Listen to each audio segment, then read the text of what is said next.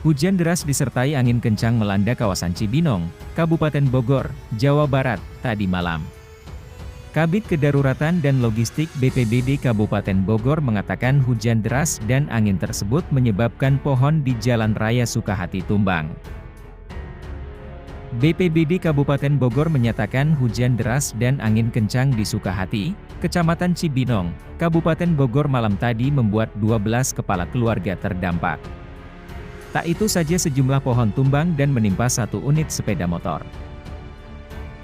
Kabid Kedaruratan dan Logistik BPBD Kabupaten Bogor Aris Nurjatmiko mengatakan, hujan deras dan angin kencang yang terjadi pada Senin 17 Oktober 2022 malam membuat sejumlah pohon tumbang di Jalan Raya Sukahati.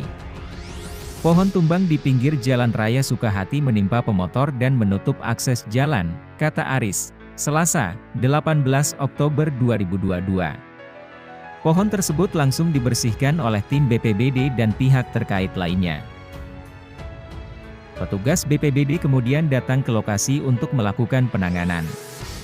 Pohon yang melintang di jalan dan menimpa satu unit motor dibersihkan malam itu juga. Semoga peristiwa ini tidak terjadi lagi ya.